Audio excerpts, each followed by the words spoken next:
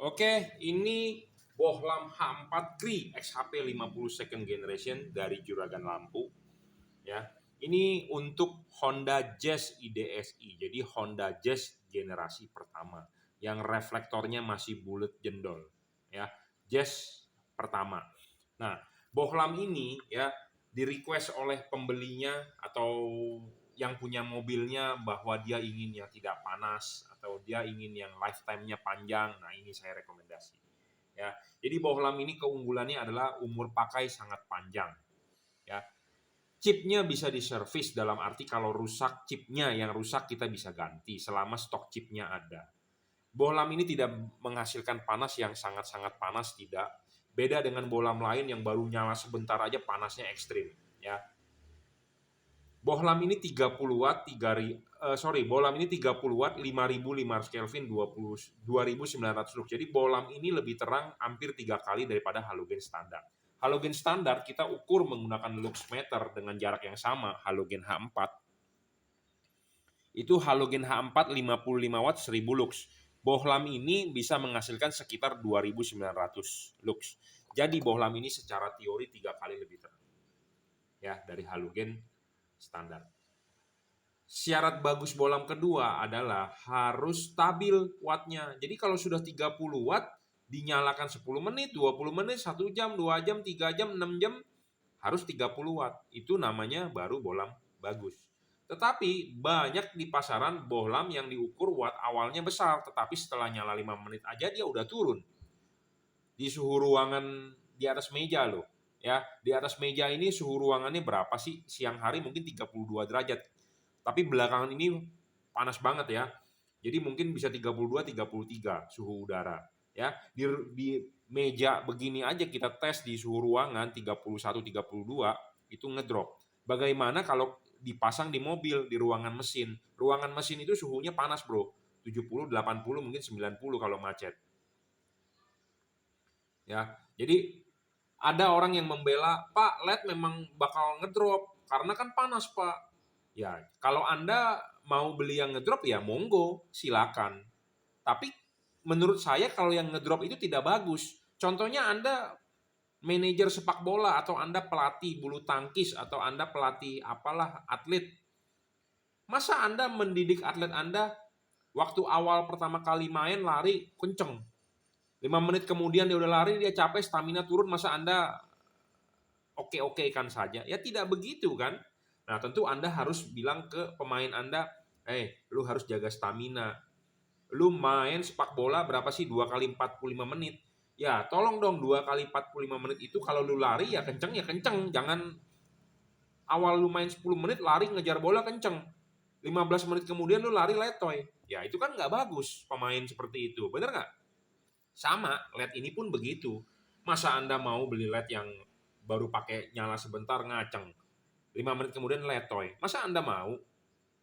Ya, saya hanya menjabarkan apa yang menurut saya pantas Anda tahu gitu ya. Karena banyak LED di pasaran ngedrop. Jadi awalnya terang, nyala. 10 menit kemudian cahayanya berangsur-angsur menurun. Makanya kenapa kalau Anda yang jalannya panjang, kenapa pas bersama nyala kok terang banget ya bro? Tapi kok setelah gua jalan setengah jam tuh lampunya kayak udah nggak kelihatan, kriip-kriip. Nah, itu ngedrop namanya. Ya, banyak di pasaran ngedrop, Bro. Ya, bohlamnya awalnya wattnya gede-gede 60 watt, 52 watt, ternyata real wattnya cuma 25. Saya lebih prefer Anda beli LED yang wattnya stabil 30 ya 30. Itu, ya. Oke, syarat selanjutnya bohlam bagus adalah harus adjustable. Kenapa LED harus bisa di-adjustable? Karena supaya untuk menggeser bayangan gelap, untuk membentuk cut off, untuk memfokuskan sinar ya, bisa di-adjust. Makanya nanti waktu pemasangan saya bilang, Pak arahkan jam 11.30, Pak arahkan mentok, Pak arahkan 11.45, Pak arahkan jam 12. Itu keuntungannya bisa di-adjust. Kalau Anda beli LED yang fokusnya tidak bisa di-adjust, istilahnya fix, ya Anda rugi. Rugi, Anda udah beli kok fix fokus, rugi lah pokoknya intinya. Ya, lebih menguntungkan Anda bisa beli LED yang disetel. Nah, disetelnya pun harus gampang. Jangan menyusahkan Anda karena Anda orang awam yang nggak paham lampu. Tetapi kalau Anda yang paham ya sudah, nggak usah nonton video saya. Ya, Nggak usah tanya caranya bagaimana, karena kan Anda sudah hebat. Tetapi kan di luaran sana masih banyak orang yang nggak paham. Ya, saya kalau ke mall, saya kalau ke parkiran, saya pasti liatin lampu mobil orang. Oh, udah ganti LED. Arahnya ternyata salah, ya. Tetapi mereka pakai-pakai aja baik-baik saja, karena kenapa? Mereka tidak mengerti bagaimana cara pasang yang benar. Seperti itu, ya. Sama seperti saya orang awam. Mungkin saya cara makan obat salah. Mungkin saya makan obat darah tinggi, cara makannya salah. Mestinya sebelum makan atau sesudah sarapan atau sesudah minum apa, atau tidak boleh dibarengin dengan kopi, atau tidak boleh dibarengin dengan obat lain, misalnya obat darah tinggi dengan obat sakit kepala, atau dengan obat kolesterol misalnya, atau dengan obat pengencer darah, tidak boleh bareng.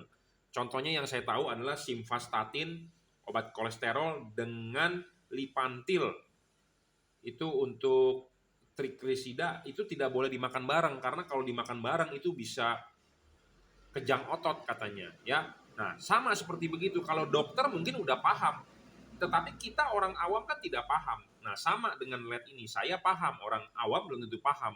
Nah, makanya saya memberitahu Anda, ya, bagaimana cara memasang LED yang benar, dan Anda beli LED yang benar, harus bisa adjustable, ya, seperti itu. Syarat selanjutnya bolam bagus adalah bolam ini bisa diservis, dalam arti chipnya jika rusak. Ya, jika rusak bisa diservis. Bolam ini bayangan gelapnya kecil, tidak besar dan tidak gelap. Ini merupakan keuntungan. Kalau Anda beli LED yang bayangan gelapnya besar, Anda rugi. Nah, ini bayangan gelap nih. Tuh, di depan itu yang hitam itu bayangan gelap. Yang sebelah kiri dan kanan kan terang. Nah, kalau ini kita putar tuh bayangan gelap. Nah, bayangan gelap itu kalau makin gelap dan makin lebar makin jelek. Nah, ini bayangan gelapnya remang-remang. Remang-remang ya, tidak terlalu gelap lah. Ya, bayangan gelap makin tidak gelap makin bagus. Ya. Makin tidak gelap makin bagus, makin tidak lebar makin bagus. Tadi power supply-nya di 9 volt ya. Saya setting ulang. Bolam ini tidak storing ya, tidak mengganggu radio mobil Anda, tidak mengganggu kerja elektronik mobil Anda ya. Banyak LED di pasaran juga storing. Kenapa saya bilang begitu? Karena banyak yang mengeluh, Pak, pas pada saat lampu nyala kenapa radio mobil saya kok mati ya, suaranya kecil, kresek-kresek, Pak, monitor TV saya terganggu, ini itu. Pak, mobil saya setelah lampu nyala kok kenapa lemot, digas kok mesti dalam, pas pada saat lampu mati normal. Nah, itu namanya storing, bro. Nah, storing itu bisa mempengaruhi tergantung besaran storingnya dia mengganggunya apa. Kalau Anda di pemain pemancar atau HT di kalangan Hansip atau security biasanya suka ngomong, wih banyak splatteran. Contohnya Anda punya HT nih, Anda patroli atau Anda Hansip, Anda patroli di dekat gardu listrik. HT Anda tiba-tiba bunyi gitu. Sama seperti SQL-nya Anda buka. Nah, itu kan storing namanya, ya. Dekat gardu listrik bisa tiba-tiba HT Anda bisa berdengung. Nah, itu storing. Nah, storing itu banyak macamnya. Ya, bisa storing terhadap radio mobil Anda, terhadap sensor-sensor. Karena mobil zaman sekarang kan sudah elektronik. Ya, ada yang throttle by wire, TPS, throttle bodinya dibuka menggunakan servo, ya, sensor udara, sensor tekanan udara, sensor massa jumlah udara, sensor-sensor ini itu. Nah, kalau LED itu mempengaruhi sensor itu, jadi mobil Anda bisa bekerja dengan tidak benar, ya, seperti itu. Bohlam ini berpendingin double cooper, ada 2 buah layer batang tembaga di tengah, ada heatsink dan ada kipas, ya. Heatsink ini penting untuk pendinginan, kenapa? Karena LED ini untuk mobil Jepang di Indonesia adalah menggunakan karet, ya, menggunakan karet. Karet jangan sampai Anda rusak atau Anda jebol. Anda masang ini lepas dulu, kelipin, pasang karetnya, baru bolam masuk. Nah, bolam sudah masuk dengan benar, ya, Anda tinggal atur arahnya jam 11, jam 12, 11.30. Nah, ini heatsink masih terlihat. Kipas angin berputar, angin bisa meniup keluar dari heatsink. Heatsink makin gede makin bagus. Heatsink makin gede, makin bagus, makin tinggi, makin lebar, makin bagus. Jika tidak ada heatsink, artinya tidak ada pendinginan. Jadi, terbungkus begini, kipas angin berputar, angin tidak bisa meniup. Jadi sama dengan Anda membunuh LED. Karena LED itu musuhnya adalah panas. Panas dia ngedrop wattnya, panas cahayanya menurun, panas umurnya pendek. Makanya Anda butuh pendinginan untuk LED. LED ini tidak terlalu panas. Beda dengan LED lain yang baru nyala sebentar aja panas. Jadi panasnya ini naiknya lama. Nah, itulah yang penting untuk di Indonesia. Kenapa? Karena satu, Indonesia negara panas. Dua, Indonesia negara macet. Panas, macet itu menyebabkan ruangan mesin makin panas. Suhu ruangan, temperatur di ruangan mesin Anda panas, ya. Kalau panas berarti artinya si kipas angin, si LED ini meniupkan angin panas. Kenapa? Karena ini adalah bagian yang ada di ruangan mesin. Jadi makanya Anda butuh LED yang stabil, yang cocok untuk market di Indonesia. Beda dengan Anda di Eropa. Ya, ada supplier pabrikan dari Cungko sana, LED dimasukin ke kulkas, dibikin es batu. Nggak perlu bro, mendemokan begitu ke orang Indonesia, ke saya, Pak ini LED katanya tahan terhadap suhu minus berapa. Nggak perlu bro, di Indonesia nggak ada minus. Kita berharap suhu 18 derajat aja nonsen ya, nggak mungkin. Jadi Anda harus cari LED yang sesuai dengan marketnya. Kita ini negara tropis, jadi LED ini ke arah panas. Makanya saya suka tanya ke supplier, lu pernah nggak jual LED ke Arab atau ke Timur Tengah yang daerahnya panas? Kenapa? Karena di situ lebih panas dari Indonesia. Kalau di situ bagus penjualannya, awet segala macam, di Indonesia pasti mantap. Jangan Anda beli LED yang dijualnya banyak ke Eropa. Kenapa? Karena Eropa ada musim dingin, di Indonesia tidak cocok. Sama seperti Anda beli oli mobil lah, ya. Anda beli oli mobil yang dijual ke Eropa yang ada musim salju, yang bisa minus, ya tentu beda dengan oli yang Anda jual ke Arab yang daerahnya daerah panas gitu ya. Nah, sama LED ini juga. Buat apa dia mendemokan saya dicelupin ke es batu, dinyalain nyala. Di Indonesia nggak ada salju, bro. Ya, jadi percuma demo seperti itu. Mendingan Anda demoin pakai oven, di ovenin terus nyalain. Ovennya setting 200 derajat, nyalain. Kalau LED itu masih nyala, ya berarti itu heavy duty sekali ya.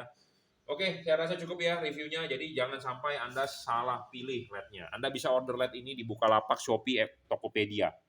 Ya, Anda bisa WhatsApp saya 0898 269 3838. Anda bisa order melalui WhatsApp, transfer menggunakan BCA, kirim menggunakan JNT. Terima kasih.